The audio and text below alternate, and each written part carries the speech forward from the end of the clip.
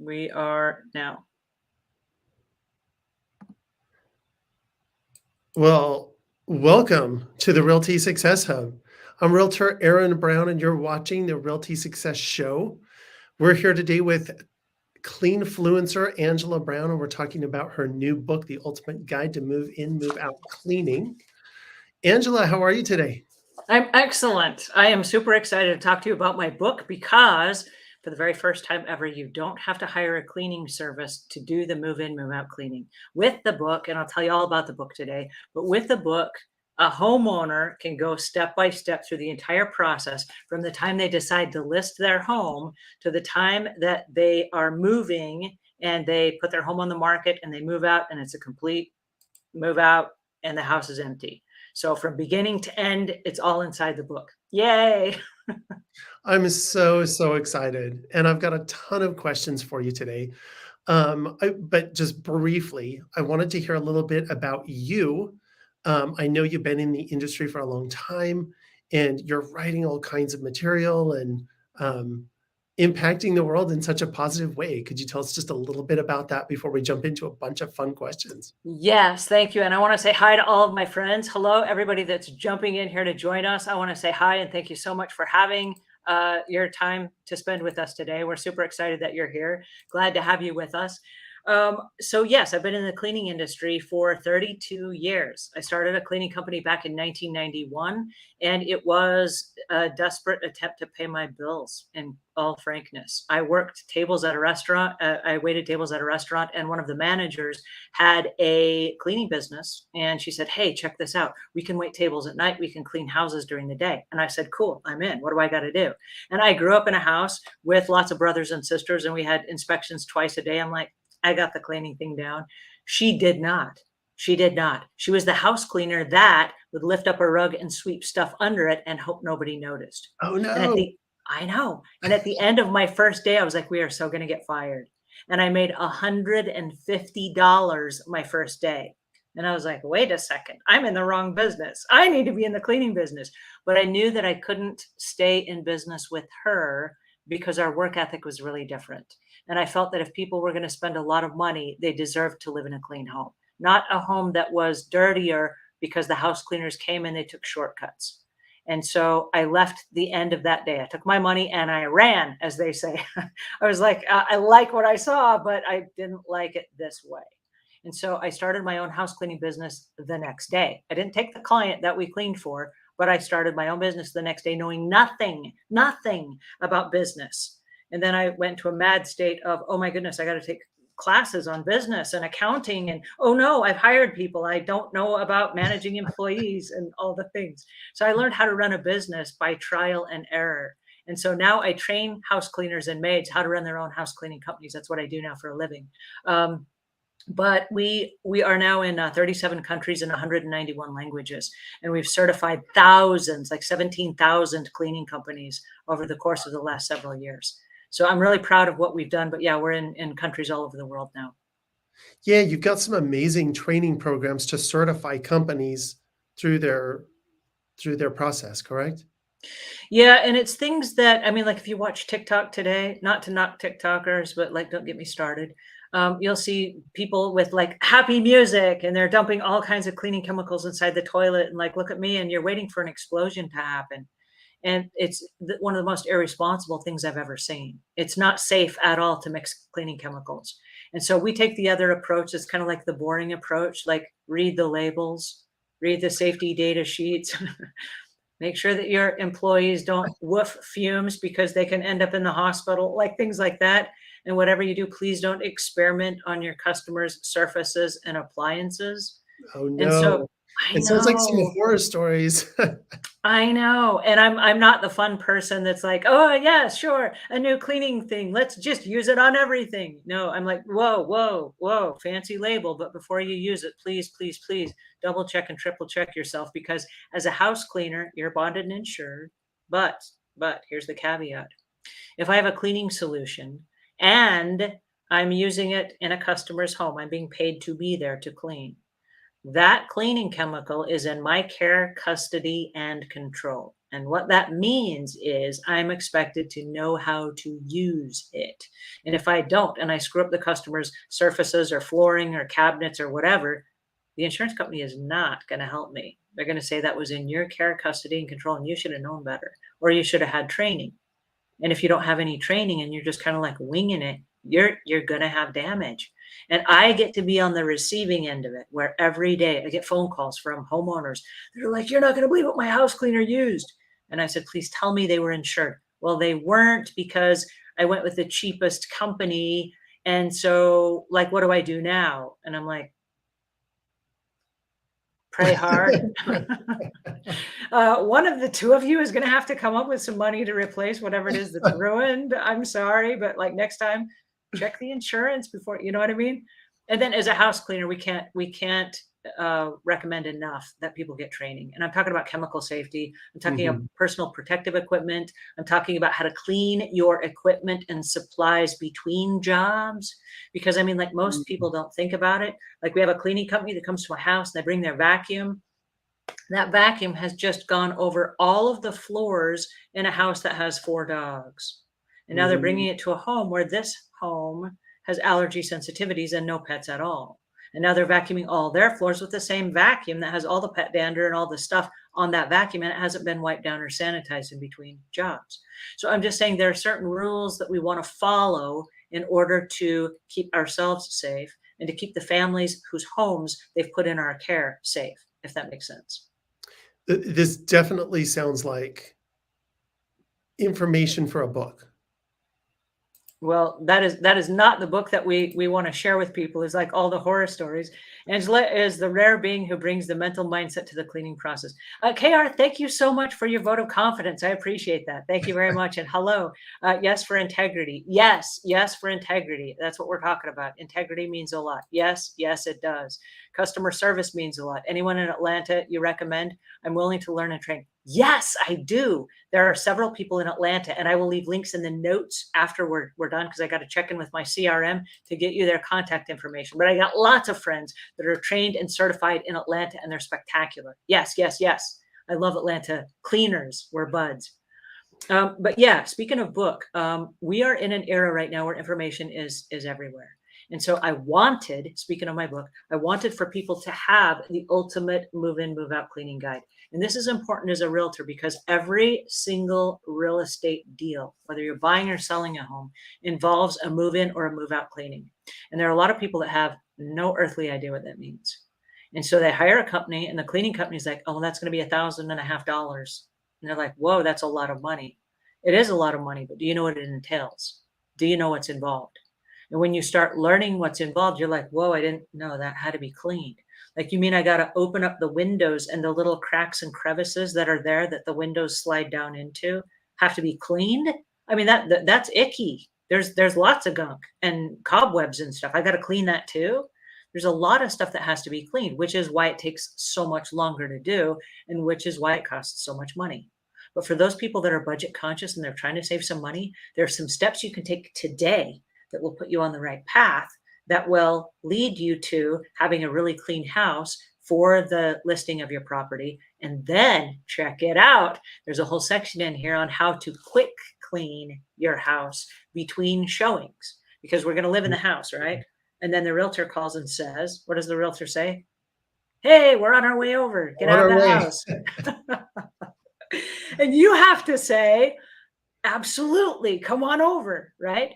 And then you need to be in a mad dash to, like, how do we hurry and quick clean this house so it's show ready in like 5 minutes, because they're on the way over, and then we got to bolt and run out the back door so that we're not here when they get here. How do you do that? And then also, when all your stuff is moved out, then what happens for the final clean? And so we've got checklists for every room.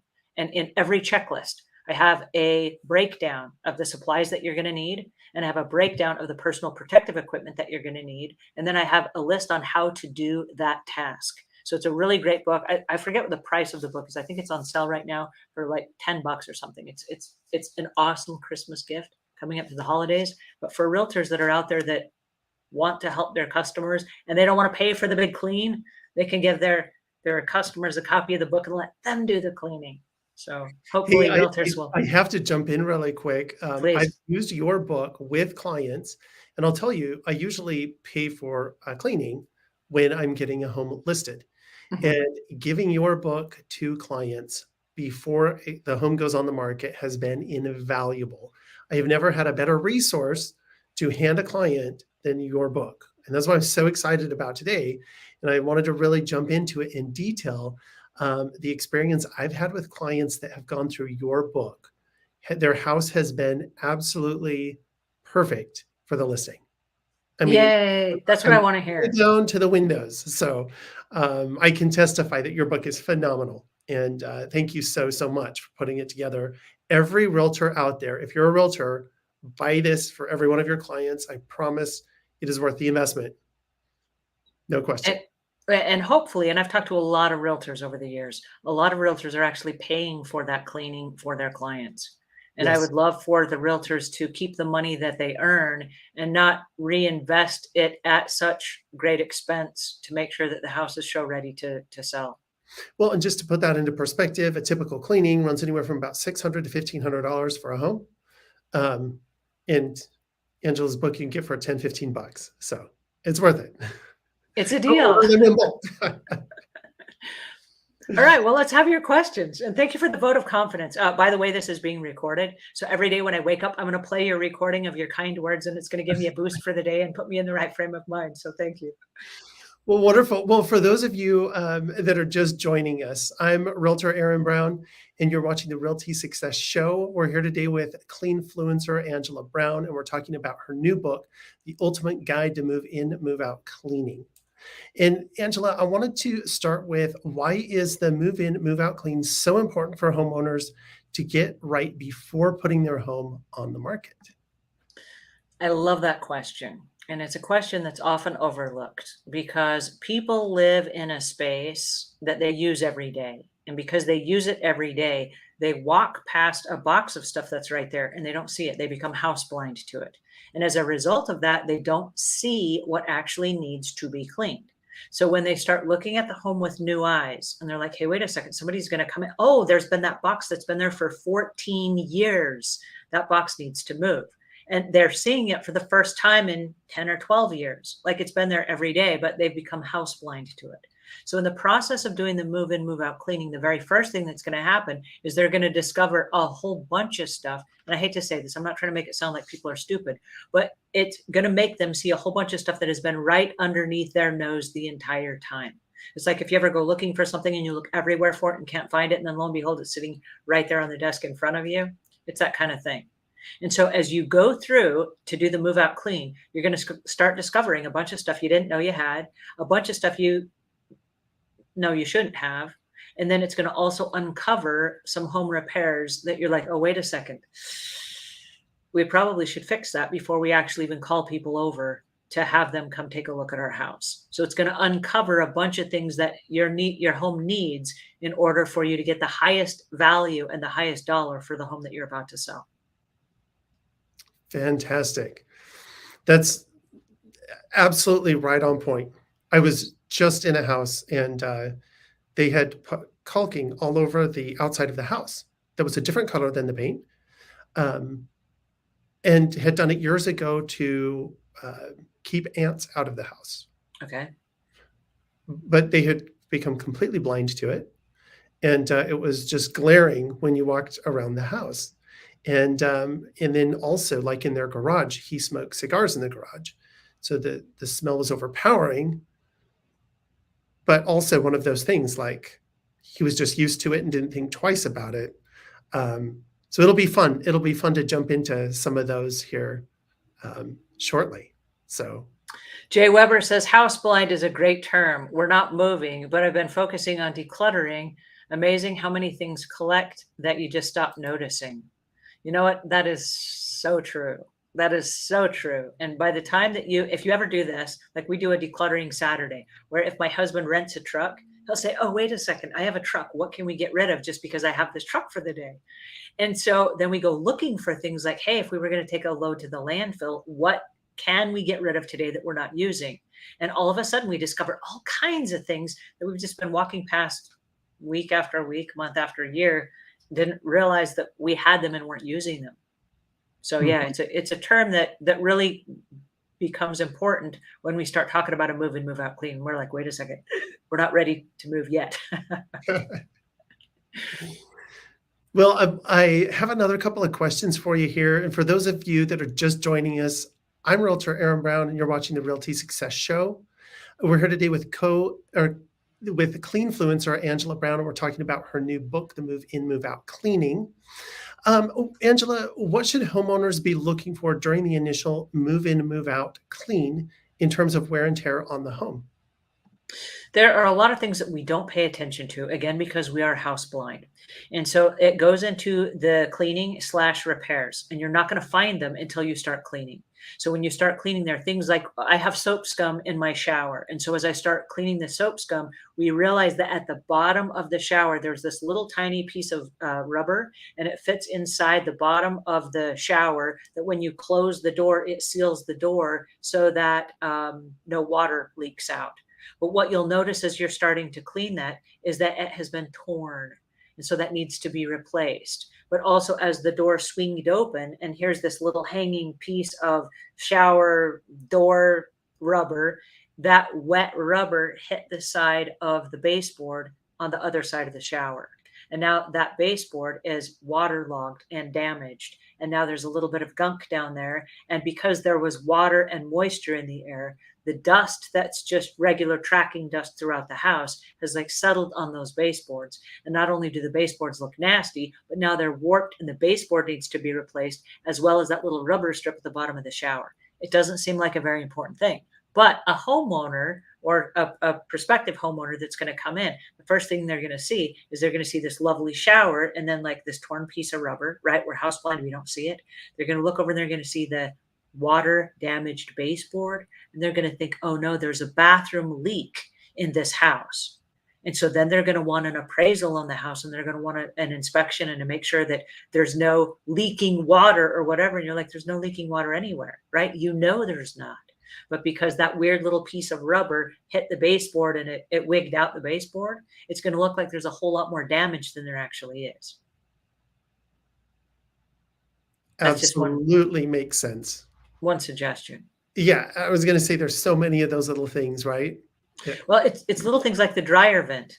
We use the dryer all the time, but do we check the dryer vent? And when you start doing a deep cleaning, you're going to check the dryer vent. Did you know that one of the biggest causes of household fires is that vent? What do you call it? This vent gunk, A lint? lint that gets caught inside the pipe, and then oftentimes it will go outside because the air is supposed to go outside. What happens then is that builds up, and then there's moisture outside because of rain and humidity and whatever, and it like gunks it around the vent. And so you've got this lint that's trying to come out, and then you've got rain and stuff, and now it blocks it. The clothes are not going to dry, but people don't know why. They think it's actually the dryer itself that's broken. And if somebody were to try the dryer, they're going to go, the clothes don't dry, it's busted. They're going to go like, no, I'm pretty sure it's like, just a couple of years old for a dryer. It's just the vent. Your vent is clogged. And now that lint has like gunked up. And if we were to clean that, suddenly the dryer works and we can prevent fires that happen when that lint catches fire. Little things like that. It makes me want to go check mine right now. Like, absolutely. Yeah, that is so true. It's hard to remember all of those little things. Well, a lot of people don't know them. And it's because you don't spend a lot of time. Like I clean, that's what I do every day. And so I have these like little spidey senses of things that I'm looking for. And I mean, I can't even go to a restaurant and eat without like looking at the dust on the lights or whatever across the Yeah. room. I'm like, I see dust. But we're all acutely aware of whatever our profession is. So I'm sure Mhm. dentists see people's teeth the same way that I see dust or whatever. We're all aware of our own industries. Something that really caught my interest in your book is you talk about PPE gear, and Mhm, I believe you even had a list for each room. mhm. Could you talk to us a little bit about that right quick and why that's important? It's something that had never entered my mind until I read it, and I was like, "That is just so obvious." Now that I read it. Well, it's a great question, and we don't. I think the world became aware of PPE during the pandemic. It's like personal protective equipment. Like what? Masks, face masks. And what's really weird is we've been wearing face masks for years before the pandemic. It was just like if you're going Mhm. to do a heavy deep clean somewhere and there's a lot of dust, like if you clean a library, the first thing you're going to put on is a face mask because you don't want to breathe all the dust that's there. And so Mhm. every job has its own set of PPE. And so if you need it, you want to have it. And if you don't need it, there's no sense wearing it. But you may want to wear like an apron, for example, to prevent splashes on ruining your nice clothes. So if, for example, you have to run in the bathroom and do something quick, a quick apron, and I use like the bib aprons that just pull on over your head and it covers from here all the way down. So nothing splashes on your clothing. And that way, if you have to use bleach or something, you're not ruining a pair of jeans, you're not ruining a pair of shoes, you're not splashing on your shirt. And it's something little. I mean, you could be using like a spray bottle of bleach, but those little sprays, they like turn into flecks, and those little flecks suddenly ruin the best of the clothing that you're wearing. And so do you need personal protective equipment? And so room by room, I walk you through, here's how to do the job. And if you're going to use a heavy duty chemical, and I'll kind of give you a secret, there's a pH scale. And I do like this is 7, it's neutral, it's in the middle. And then all the way over to the side is 0. And all the way over to this side is 14. So 7 is in the middle. And on one side you have acid, on the other side you have alkaline. So the closer you get to the other ends of the scale, you're going to need personal protective equipment on the other ends of the scale. If Mhm. you're right smack in the middle, you're probably okay if you don't have it. I guess this goes back to reading labels to determine where chemicals might fall on the scale. Yes, and then also to determine what you're doing. For example, if I'm cleaning out my oven, lots of oven cleaners are very strong. They're on that 14 scale. They're like, woo, very strong. And the logarithmic pH scale works like this. Every number is 10 times stronger than the number before it. So 8 is 10 times stronger than 7, and 9 is 10 times stronger than 8. So this would be 10 times stronger. This is going to be 100 times stronger. This is going to be 1,000 times stronger, and so on. So by the time you get to 14, it's really strong. And you're talking about oven cleaner that's like 13, 14. And so when you go into a 13 or a 14, that is so strong that your respiratory system is like, please don't. I deserve better than that. So you want to be wearing a face mask. And if you're going to touch it, it's corrosive to your skin. It'll eat right through your skin. So you want to make sure you have gloves on. They sell gloves very inexpensively. You buy a pack of them for like, 100 in a pack. And they're like $10 or $15 or whatever. These are And the little people, rubber gloves? yeah, people use them to color their hair, or they use them if they're going to be, changing oil in their car or things like that. Every house needs a pack of gloves for, disposable gloves for these kinds of things. But when you go to clean out the oven, you do not want to get that on your hands. And so if you're touching the cleaning chemicals, you don't want to breathe it. You don't want it in your eyes. You're going to want some personal protective equipment like some goggles. Hopefully the goggles cover your eyes. Think like swimming goggles that like suction onto your eyes so that you don't get stuff in there. You do not want that stuff in your eyes. You don't want to breathe it. You don't want it to touch your skin. I mean, it's corrosive. That's corrosive stuff. And do I say stay away from it altogether and only use organic stuff? No. There's a time and a place to use heavy duty chemicals, but we need to protect ourselves if we're going to use it.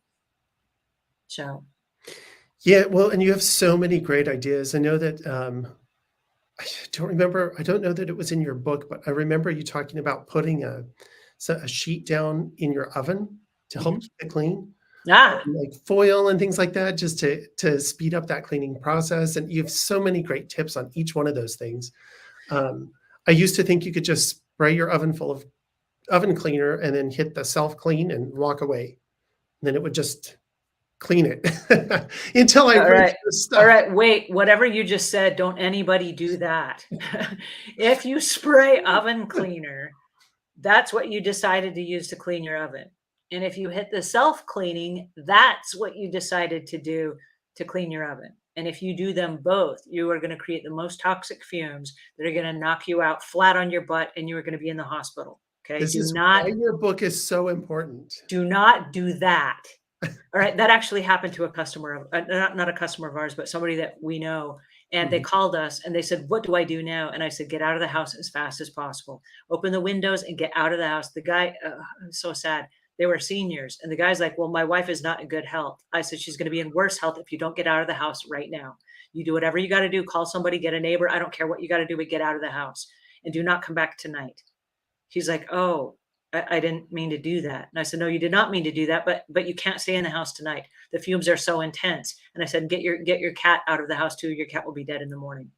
I mean, it's that serious of a thing.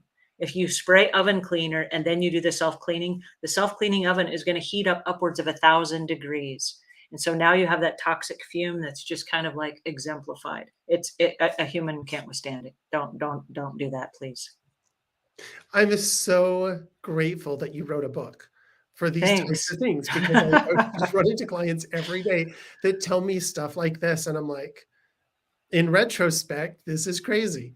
And so just handing them your book has been absolute gold. But it's just little things like that where people just don't know. Well, and it's not anybody's fault because a lot of people didn't grow up in the cleaning business. And so a Mhm. lot of people don't know about cleaning chemicals. And if you are bamboozled by fancy advertising, and I'm not knocking the advertisers because advertisers pay all of our bills, okay? And I love our advertisers and I love our brand deals, so thank you guys. But there's some really fancy advertising on TV, and it shows people using something in a way that's really inconsistent with how it typically is used. And people are going to go, "Wow, that's so easy. I better run go buy that." And then they buy something that has a fancy label on it, or they think they saw it on TV, and then it works really well. And they're like, "Oh, that's so cool." And I'm half out of this product, but I got this other product over here that I bought that also works really well. I think I'll just mix them together, and then like I'll have a full bottle. And then what they've done is they've either neutralized them because one is a high pH and one is a low pH, and they've neutralized each other by diluting them, or they've mixed two really strong chemicals that have a reaction with each other, and then it creates these toxic fumes. And I kid you not, I'm in the situation where I get a lot of phone calls from cleaning business owners that say, "I have an employee that did something unusual and they're in the hospital right now. What do I do?" And I say, "Please tell me that you have workman's comp. Please tell me that you did not claim full responsibility, and like don't take blame for anything that you do not have to admit to yet, right? Listen, don't talk." And so until we can resolve it and we can figure out exactly what happened and what the chemicals were and all those things, let's tread with caution. Okay. And there are ways to maneuver those situations. But my goal first and foremost is educate yourself. If you're going to be using chemicals, this is not a game. This is not you making a salad and trying a new salad dressing. Okay. These are chemicals. People that work with chemicals go to school and they become scientists, they become chemists, and then they go into controlled environments and they work in a lab. And those labs are outfitted with like eye wash stations. An eye wash station is if something flips up and gets in your eye, you run over there and you rinse your eye out. It's a machine designed specifically to wash your eyes out. It's like a little fountain, but for your eyes. And if you don't have one of those in your house, do not mix chemicals. Do not play around with chemicals. I'm not fooling you. I deal with so many situations on a day-to-day basis that breaks my heart because it's a stupid move that could have been prevented. And just with a little bit of knowledge. And we live in an era of information. I mean, we've got ChatGPT and we have Google and we have all the search engines and we have all the websites like Bob Vila and the Spruce and Martha Stewart Living. And we've got all these places that have already covered all the stuff that you're thinking of. You're not the first person that wanted to mix chemicals, but don't do it, please. Yeah, I only smile because I'm in people's homes all the time, and I see people mixing just weird stuff, like, "Oh, we've got a weird spot on the floor. Let's just pour all of this into the mop bucket and see if it'll come off." It's those kinds of things, and it's like, "Would you please take this book first and just read through it," because And then they call me and they say, "I got this big white spot on my floor. It looks like it ruined the finish on my floor. How do I fix it?" And I'm like, "Dude, you just ruined the finish on your floor." I'm not a miracle worker. Like there are certain effects that this chemical has, and you just put it on something it wasn't designed for. You ruined it. 100%. No, but it is so true, and I don't think people realize how, crazy when you start mixing chemicals, how crazy that can actually get, Mhm. and just how it can burn your throat and all kinds of things, and so, really, really important to keep an eye on for sure. So, but that brings me to our next question. And for those of you just joining us, again, I'm Realtor Aaron Brown, and you're watching the Realty Success Show. We're here today with cleanfluencer Angela Brown, and we're talking about her book, The Ultimate Guide to Move In, Move Out Cleaning. And one of my favorite things in your book is checklists.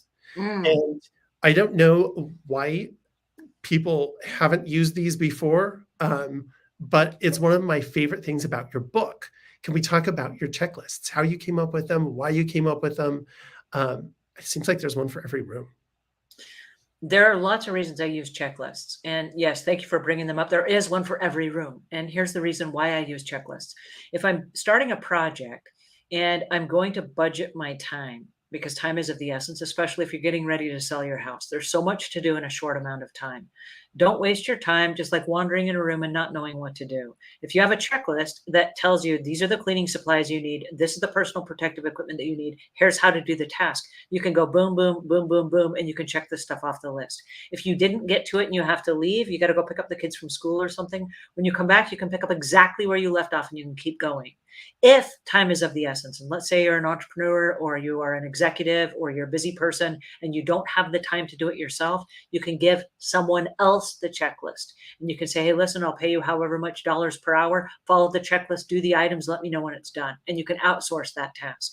If, for example, you decide you want to hire a professional cleaning service, and there are lots of cleaning services here today joining us. If you are a cleaning service joining us today, leave a comment in the notes below and say you are a cleaning service. I want to give you a shout out. But what I want to pay attention to is if you hire a cleaning service, how do you know the job is done? And how do you know what you're looking for? And so with the checklist here, even if you hire a professional service, you're going to go through the checklist and say, oh, this is what I'm looking for in this room. Now you know exactly what to ask for. When the cleaner says, what do you want done? You say, well, on page 34, I need these things done. Okay. Now, a real savvy cleaner will also have their own checklist. But what you're going to do then is you're going to make sure that no stones are left unturned. And if you know everything that needs to be done in a room, if you hire a service and they say it's going to be $1,500, you won't be surprised. You'll say, oh my goodness, there are 832 things that they have to do while they're here. I don't have time for 832 things. But that sounds like a really nice price now that they're going to do 832 things. And so it helps somebody that's going to pay for a cleaning service to justify the price. And somebody that's not going to pay a cleaning service and they're going to do it themselves is going to be able to do it as they can do it and fit it into their schedule. And they may say, I can only do 3 things a day. And they'll do those 3 things today and check them off the list. And then tomorrow they'll do the next 3 things. And by the end of the week, they'll have a room cleaned. Or if they want to do 1 room a day, it's entirely up to them and the schedule that they're on. So I'm a big fan of checklists because it keeps everything in order. And what's really cool about the checklists is if you have family helping you, like, hey, it's Saturday, let's do a family project. Everybody in the family can pick a different item on the checklist and they can work on that item. And so now there's no cross stepping where I thought you were cleaning that. Well, I thought I was cleaning this, and back and forth. Everybody cleans their own items. And at the end, everybody checks it off and you can see exactly what's been done. So it's a really great way to track progress, whether you're working alone or with a team or you're hiring it out. Just from my experience, talking with a lot of people, they usually think mirrors, countertops, and floors is the only thing that need to be cleaned. Nothing else enters their mind. And like, I want that job. I noticed like on your checklist, like you have ceiling fans as an item. Most people would never even think of their ceiling fan. Again, people usually bring up 2 or 3 things and they're like, oh, countertops and floors. What else is there, you know? And it is so fun to actually see a list of what should be cleaned in a room, the materials and chemicals that you should use, and then how to protect yourself while using them. It's really brilliant. And I'll tell you, as a realtor walking into a room and all those little things being done, it is such a different world. And there are things that you wouldn't notice until you notice them. You know, when the furniture is gutted out and then there's that ring around the bottom of the floor where the baseboards are and like where the furniture was, there's lines, and just have all those things done. Or the dogs have clawed the walls apart and then you move the sofa and there's like this brand new piece of wall that you're like, whoa, look at that. And now it glares in comparison. Yeah, just again, these lists make all the difference in the world. And you know, it seems like you talk a lot about priority, Mhm. and I know that um, people have a lot of different interpretations of priority. Is there a set rule for priorities, or does it vary depending on the house or the person? Talk to us a little bit about kind of tasks and the priority of those tasks, and why. I love that question, and that's a great question to answer because when you're showing a home, your priorities are going to be different than if the house is gutted and there's nothing inside the home. And so if somebody's coming over like in 5 minutes and they're going to come see the home, the very first thing I want to pay attention to, my first priority is going to be their first impression. And so while I'm talking about the house, what I'm looking at is even before we clean the house, let's make sure the porch is clean. Let's make sure that the shoes and the boots and the packages and all the stuff is off the porch. So as they're approaching the house, their first entrance of the house and their first impression is like, oh, this could be my new home. When they walk inside that front entrance, if there are books and shoes in a coat rack and there are like gobs of coats hanging on the coat rack and it's overflowing, that's going to be an experience of like, whoa, there's just a lot of crap here. And they haven't even seen your home yet. Before they can even make a fair judgment on your house, they're already kind of like, this is like, whoa.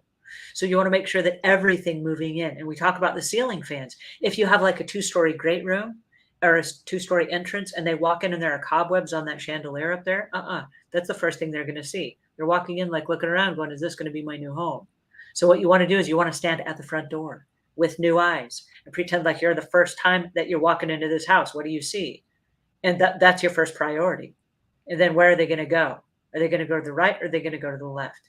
And as a realtor, do you take people to the right or to the left when they walk in the door? It's usually right through the living room to the kitchen. So that would be the path of priority. And so if that's where we're going, that's where we're going. If the people get two feet in the house and they're like, this isn't for me, what have they seen? And we've seen this a lot where people will go to check out a home and they get halfway through the house and they're like, I'm not feeling it, and they leave. Okay. So going in and saying, I'm going to hurry and gut my closet and the back bedroom is not your first priority. You might think it is, but it's not. You want to get all the areas of your house show ready in order so that as somebody walks through the house and they walk into the living room, they walk into the kitchen and they spend a little bit of time there, they might be more forgiving of a bedroom closet that's actually used, that's busy and cluttered rather than a front entryway, for example. So what you have to do is you have to look at it from, this is the first time I've ever seen this house. What do I see? And then let me ask you another question. This goes back into the home repairs. If I'm approaching the house for the first time and they're coming at 6 o'clock at night, is that during dusk? And those burned out bulbs that are in the little lights that are right outside my front door, that's the first thing they're going to see. The first question that goes through their mind, whether it's at a conscious or an unconscious level, is do they have electrical problems? Why is that light burned out? Light bulbs are $1 a piece. How come they didn't replace that bulb before I came? So they start looking for a bunch of damage that doesn't exist, right? But if you're cleaning the house and those are your priorities and you're looking at the house with new eyes, the first thing that you're going to do is you're going to replace the dollar light bulb. You're going to replace the coats like, oh, it's June, you're house blind. It's June. Get rid of all those winter coats and go put them in the coat closet. You're not using them right now and it's not part of what you're doing for the summer, right? Mhm. Get rid of it. Move it. It's so interesting you say that. Listing so many homes. I want to Every say hi to our buddies. We got lots of buddies here. Hi, Joe. He says, hi, Angela and Aaron and everyone here in the chat. Hi, I'm glad to see you guys. Colleen says, glad to see you're still going strong. Angela, you've been my inspiration. Thank you for keeping me going on my solo cleaning mission. Oh, you just made my day. Thank you. I've been nervous about taking the jump to the next level, though. Moon says, do you have any tips for us with ADD and ADHD? Yes, I do. And Jay Weber says, curious if you have a checklist just for everyday life. I'll check your social media channels and see if you do. That would be helpful for someone like me. A checklist for everyday life.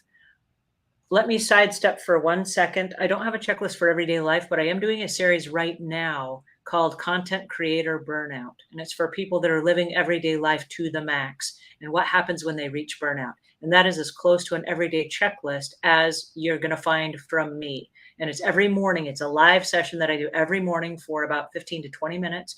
If you go to youtube.com/, and then the @ Lifelong Productions, you'll find it over there. And that is me jumping in every day, giving you life's checklist. All right. Anyway, back to you, Aaron. Oh, I was just going to say, and maybe on that checklist too, um, maybe also like for people who don't do cleaning maybe as often as they should, are there like maintenance type things? And I know your book talks about that. So, uh, Yes, there are things like, for example, when we want to clean between showings, and this is where the maintenance clean comes in. If you have to do a mad, quick, fast clean, like, oh, they're coming over in 5 minutes, I better hurry and clean up. The first thing we're going to do is we're going to look horizontally. We're going to look at all the horizontal surfaces or all the countertops cleared off. If we have dressers or the tops of the dressers cleared off. If there's a bedstand, is the top of the bedstand cleared off? If there's a vanity in the bathroom, is the vanity cleared off? And so there's a series of steps. Like the vanity is in most people's bathrooms is super busy. That's where they brush their teeth and they shave and they put perfume on and lotions and all this stuff. And they got lots of bottles of lotions, potions, powders, and pills and all this stuff. But if you'll use it and then put it in a bag and put it underneath the counter, and you'll train yourself to do that during the whole process of the time that you are just train yourselves right now. It's a good habit to get into. But the process of selling your home, and literally in the morning when you get up, take all your makeup out of the bag, put it on a little cloth, lay it out, and then as you use it, put it back in the bag. Now you've done putting your eyeliner on or whatever, put it inside the bag. So now you've gone through the whole process. All your makeup is on and the bag is full. Zip up the bag and put it underneath your counter. You're done. The vanity is clean. Take a little Swedish dishcloth. I do like this. They're only about 6 inches by 6 inches. And a Swedish dishcloth is a replacement for a paper towel. It replaces about 15 rolls of paper towels. It's made of cellulose, which is made of a wood fiber. And you can rinse it out and wet it and rinse it out and squeeze it tight and fold it in half and put it over the faucet in your bathroom sink. After every time you brush your teeth or you put your makeup on or whatever, wipe down that vanity and wipe out the sink. Fold that and put it over there. Then when the realtor calls and says, hey, I'm coming over in 5 minutes, grab the Swedish dishcloth and just tuck it inside the drawer and close the drawer because it will already be dried out by then. They walk in, the bathroom is sparkling, the horizontal surfaces are clean, everything is wiped up, and you cleaned it earlier that morning just in case the realtor called. Okay, so there are lots of little tiny tips. And I want to stop for the comment on ADHD because this is for the society we live in. I don't know why, but it seems like we're all sped up in this society and there's no time for anything. And all of us are multitasking on 12 items at a time, right? What I want you to do is don't focus on cleaning. Build cleaning into your life. Clean up as you go. So for example, if you are eating something, you have a plate in your hand, you have to put it somewhere. Well, just go put it in the dishwasher. Don't put it down on the counter. Don't go put it in the sink. Don't go put it anywhere else. It's already in your hand. You're already holding on to it. Just go put it right in the dishwasher when you're done. And if you're walking that way, make sure you grab the spoon and the glass that goes along with it, right? Do it as you go. And that way, if you're making a sandwich and you have all the sandwich toppings out, that you don't leave them out. You're like, well, I'm done making my sandwich now and put it away. And if you're making a sandwich that has 3 items from the refrigerator, pull them all out at one time. Or as you pull one out, put the next one away. Like I'm putting one away, taking the next one out. Now I'm going to put this one away and take the next item out, right? Do it as you go. And what happens is unconsciously that becomes your new norm. And you will start cleaning and tidying up after yourself as if, oh, that's what we're doing now. But then what happens is everyone that lives in your house goes, oh, that's what we're doing now. And they won't make a sandwich and leave all the toppings out. They'll start putting stuff away as they go as well. But cleaning up and tidying up your home is a multiple time a day thing. It's not something that you do on Saturday morning, because what happens if Saturday morning gets busy, right? There's no time. So you do little bits of it throughout the course of your day, every day, and it's just part of your life. It's just part of your life. That's what you do. I love that so much. That sounds like such a time saver too.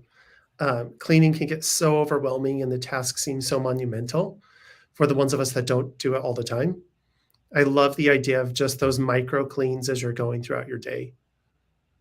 Well, it's like if you are going somewhere in the car, what do? Without question, you get your car keys and you get your wallet. And there are just certain things that you take with you.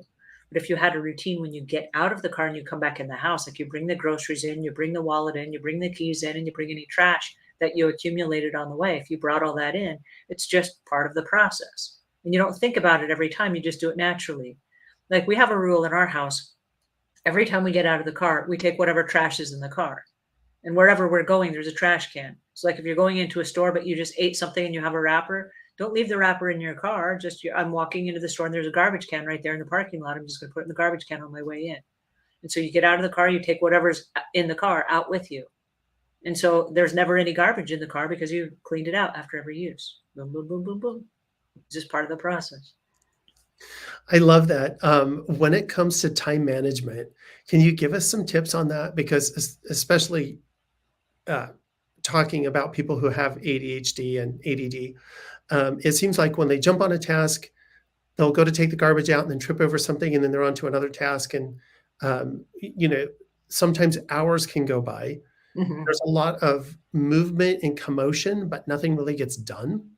I find that like when I cleaned before I got your lists, that's how all my cleaning was. Mm-hmm. It was stumbling from one room to another, working on something, and then I'm fixing a light bulb, and then working on something else, and then I'm working on the car next. And at the end, nothing got done, but there's a tornado through the house, Mm-hmm. and 15 projects that got started. So tell us a little bit about how important time management is, how you manage it when it comes to cleaning, and how much time we should set aside for cleaning. Those are all deep questions. Have you ever used a spray bottle and it has a little nozzle on it? And if you twist it one way, it just kind of sprays a fine mist. And then if you twist it the other way, it sprays in a laser focus. All right. Think of yourself as the multitasker that goes in every room and does a little bit here, and you go into to change something in the kitchen, and you're like, oh, while I'm cleaning, I could have something in the crock pot. And you stop and you make something in the crock pot. While the crock pot's going, I could also have the washing machine going. Let me hurry and start a load of laundry. And soon you're all over the house doing all these fine mist type activities. And so some of them may get done, just like a mist actually hits where it's supposed to land in kind of a fine spray. And it doesn't have that laser focus that just a stream does, right? So you Mhm. have to decide, are you stream cleaning or are you mist cleaning? Because if you're going to mist clean and you're doing a whole bunch of little things, stuff is going to get done, but you're not going to see the results you want. And so with a checklist, it keeps you on task. And so what I love to do, and this is what I recommend if you're doing a move in, move out cleaning, because I asked you to see your house with new eyes. Okay. When I'm a house cleaner, as a professional house cleaner, and I clean my own house, this is going to sound super weird. And if you guys didn't know this already, you're going to go, man, Angela's a lunatic. I walk in my house from the front door, not from my garage, but from my front door. And I walk in my cleaning uniform with my cleaning caddy. And I walk in as if I was a paying customer on my account. Okay. For this reason, when I walk into a customer's house, I walk in through the front door. There's a series of routines that you do in every house, and you work your way out of every room. When it's your own house, you get sloppy. And you're like, I don't feel like doing this. I'm just going to sit down and have a Coke and watch some TV, and then I'll get back to it. And you don't. But you don't do that on a job. You're laser focused. You're on a time frame, and you have a certain window in which you're going to clean your house. And if you're going to do a move in, move out cleaning, there has to be a time frame. Because again, we're really busy people, and time is money. I don't care who you are. I don't care how rich or how poor you are. You have 168 hours in a week. And if part of that is going to be dedicated to move in, move out cleaning, you better be crystal clear what the value of your time is and how much time you're going to spend. Because if you missed clean your house for a move in, move out clean, it's never going to get done.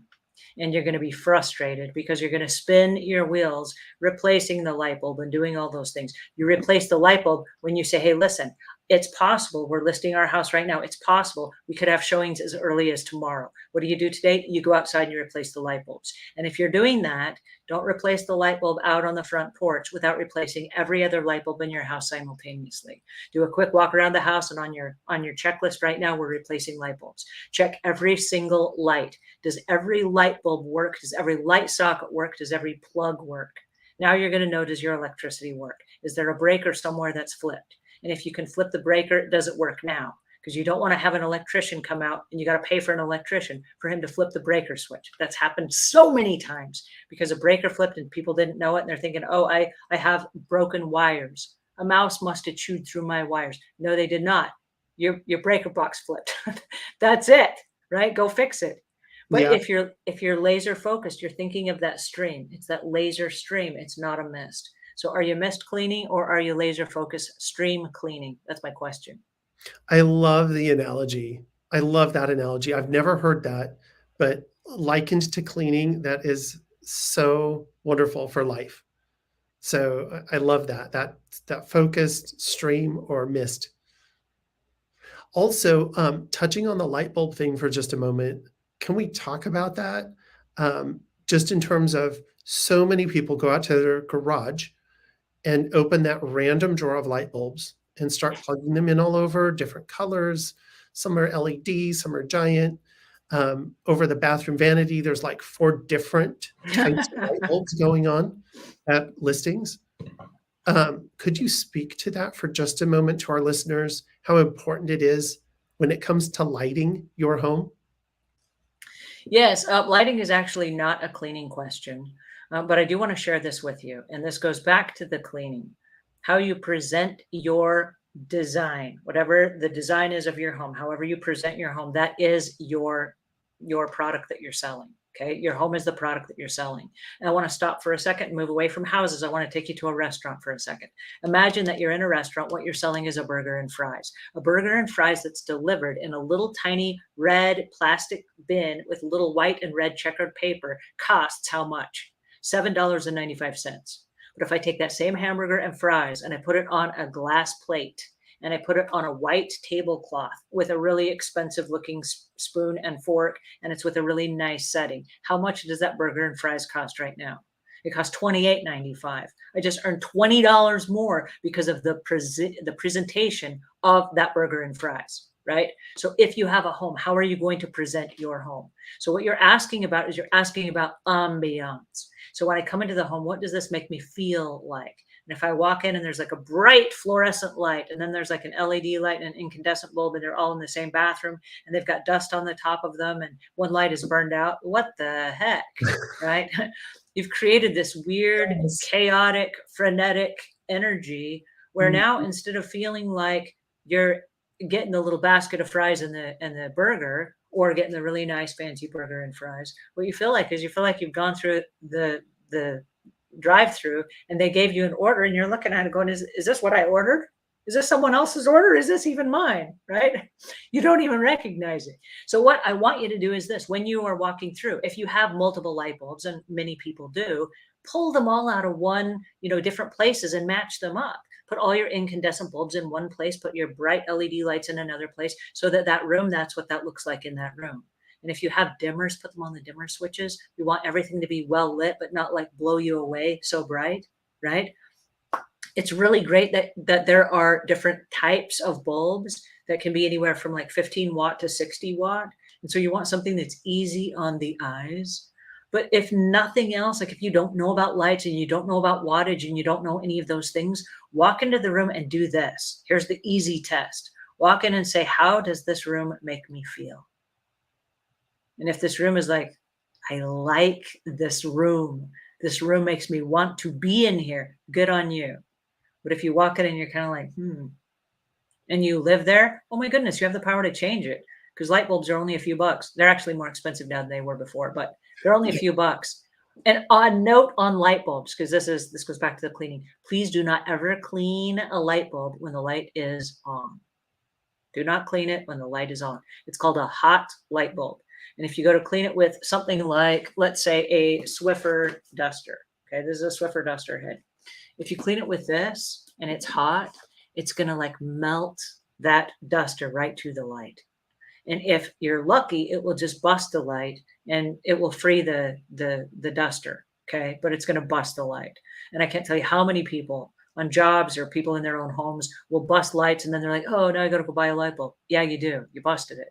Do not clean light bulbs when they're hot, that they will break. Really, really good advice. And also on the light thing, if your light has a remote, please put it somewhere where we can find it. I can't tell you how many homes I've sold where we've had to contact the seller or get an electrician out only to find out there was a remote for the light. And it was a matter of literally just turning the power button on.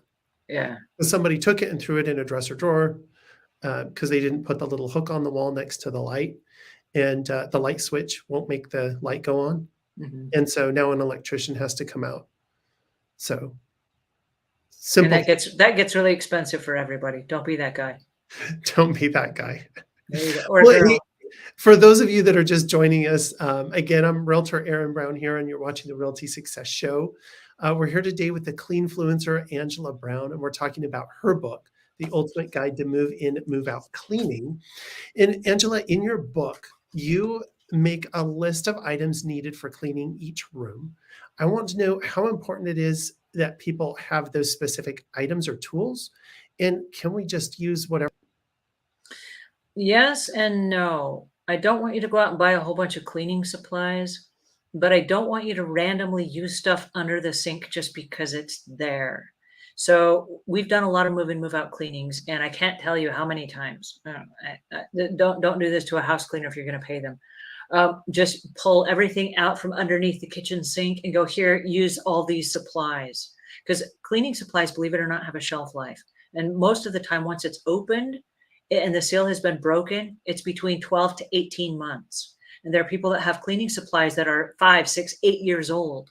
And now they're going to try to clean the things in their house with those old, either diluted or evaporated or whatever cleaning supplies. And one of the risks that we run, and this is really, really important, one of the risks that we run in many homes is that there is somebody in the house that was like cleaning the wheel on their car and they're like, I need a spray bottle to spray something. So they took a cleaning solution from underneath the kitchen sink and they emptied what was in there and they put their whatever their fluid is for the car wheel. They went out there and they cleaned it and then they're like, oh, I'm tired. I'll just put it back under the sink and I will remember that it's like stuff for the car and it's not really what's on the label.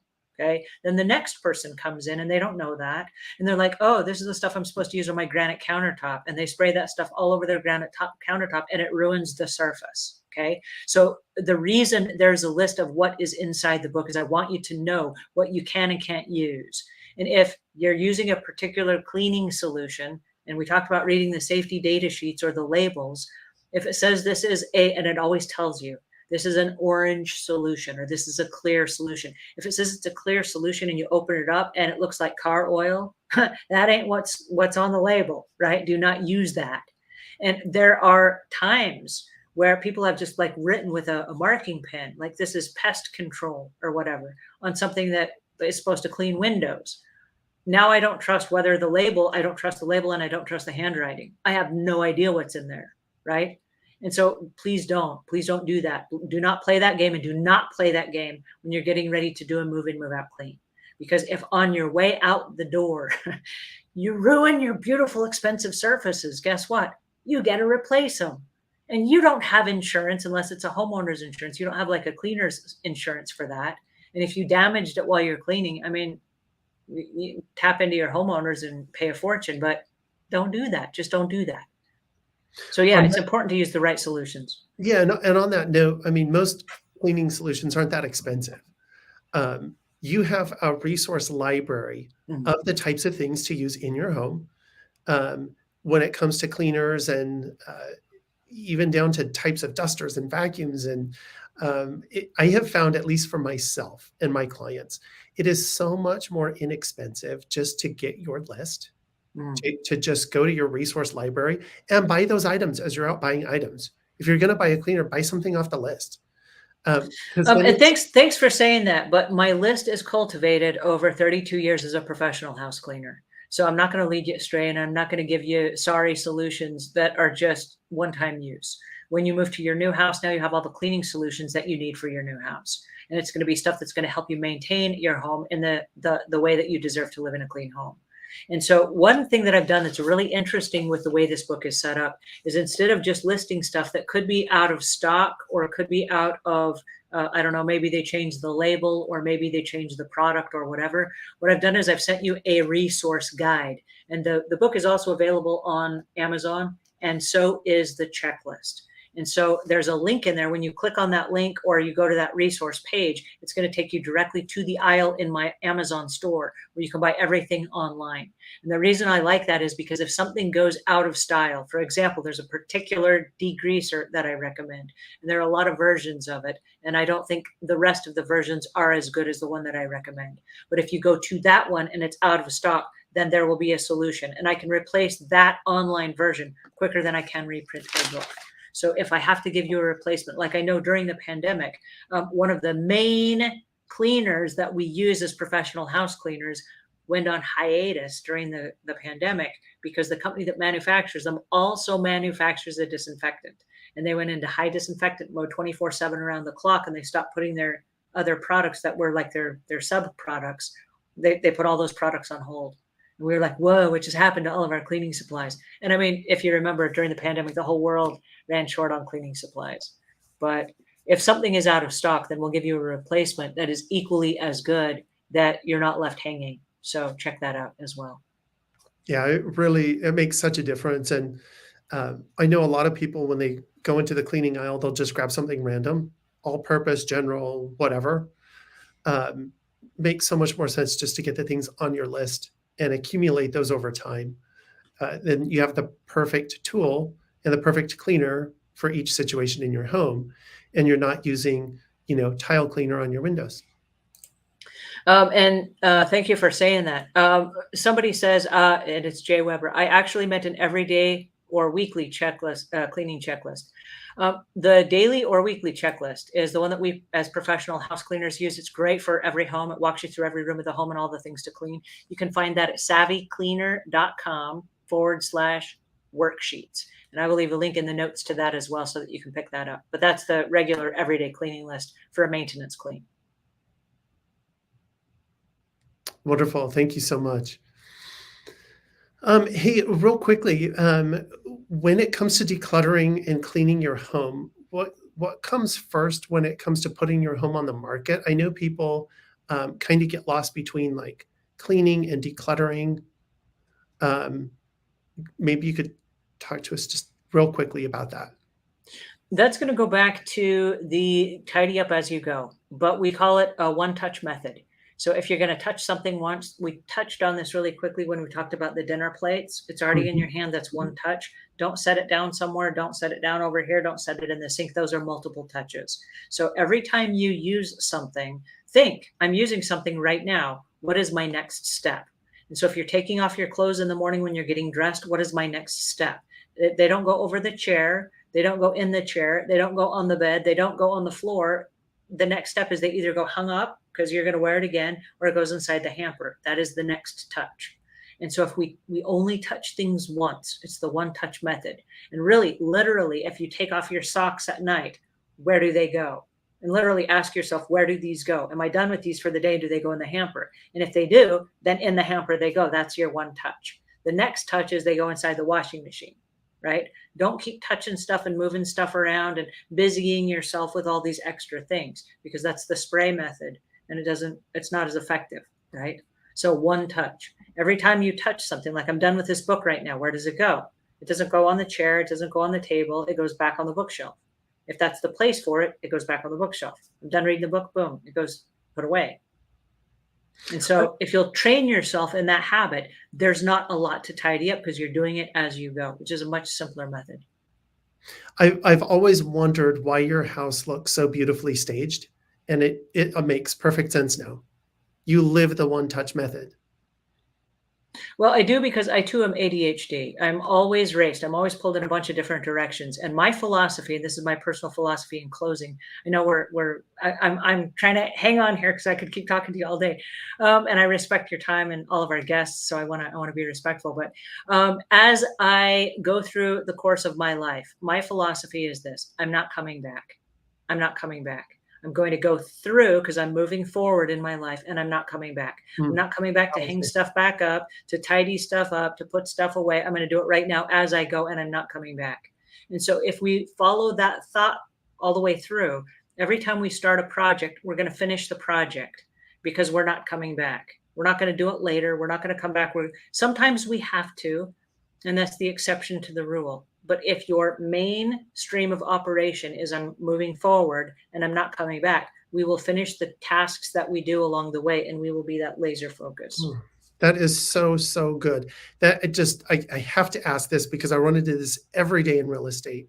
And it seems like it would be fixed with your one touch method, but people have this way of accumulating things that are sentimental or whatever it might be, and they accumulate, and then they don't feel like they can get rid of it when they go to move.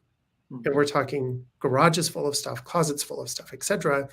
How do we work through that when we're getting ready to sell a home? And how do we emotionally, I guess, work through that? Just kind of in closing, because it's such a big issue. And I think everybody runs into that. And I really like your one touch method and moving through life. Maybe you could speak to us a little bit about that because it's such a big issue for all of my clients. Emotional attachment is a very real thing. And there are different levels of emotions. Do you remember how sometimes you're like really happy and then sometimes you're just kind of like, okay, happy. You're not, everything's okay. The stuff that we own is the same way. Some of our stuff is really emotional to us and some stuff is just kind of emotional to us. And so if you'll take an item, and it doesn't matter what the item is, ask yourself this question. If I had to pay money for this item again today, would I buy it again today? And a lot of times we're like, no. Can you get rid of it then? If you would not buy it today and pay full retail price for it, can you get rid of it? And most of the time you're like, yeah, okay, then get rid of it. If you're not able to let go of something because there's some really strong emotional hold, it represents something really deep and dear to you, grief or something that you haven't worked through, then don't get rid of it. That's something that you still have issues with, and you still need to work through that. And until you can work through those issues, getting rid of the thing is not going to fix it. You'll still have those same emotional issues. And if you're hoarding or hanging on to something for a particular reason, either it makes you feel safe to be surrounded with clutter or whatever, it doesn't matter if getting rid of it, if you get rid of it. Even if you get rid of it, you will reamass those things because you haven't resolved those issues. And I'm glad you bring that up. I'm not trying to be really self-promotional or anything, but we have a group called Hoarding World, and you do not have to be a hoarder to participate. I know personally I have hoarding tendencies. Even though my house is really tidy, I have hoarding tendencies. And so what does that mean? I can collect a bunch of stuff without even trying, right? And so we have a Facebook group that's a support group over at facebook.com/groups/hoarding world. Also, if you go to hoardingworld.com, we've got a weekly podcast called The Clutter Corner, where every single week we've got licensed therapists and mental health professionals and people that are joining us to help us work through those very issues. So if it is a real issue to you, I want you to grieve, but I also want you to resolve the past so that you can understand your future. Can anyone from the public join that group that's dealing Yeah. with these issues? Can I send Yeah. clients over there that are Yeah. emotionally dealing with Yeah, these? absolutely. If you go to youtube.com/hoarding world, it's the @ sign and then hoarding world. That's Fantastic. our group. Oh, Yeah. it's going to be so, so helpful. And by the way, speaking of which, that bag of cables that everyone has, I got rid of mine here a year ago and I'm okay still. So just FYI. I'm so glad you brought that up. And in closing, I want to say this. There's a website called nextdoor.com. And in every neighborhood on every street, there's a person that has the box of cables. And so all you need to do is go on Nextdoor and say, hey, listen, I need a cable for this. Does anyone have an extra? And within a matter of like 2 minutes, you'll have like 12 or 15 people going, hey, I have an extra one. Right there. And then you can offer to buy it from them, but usually they've got a box of them. They'll just give it to you for free. So there you go. Do not keep yours. There's a neighbor of yours that already has one. They'll give you for free. I didn't think I could live without mine. And once I got rid of it, I realized I was okay. It took a lot of letting go, but I'm okay. Life goes on.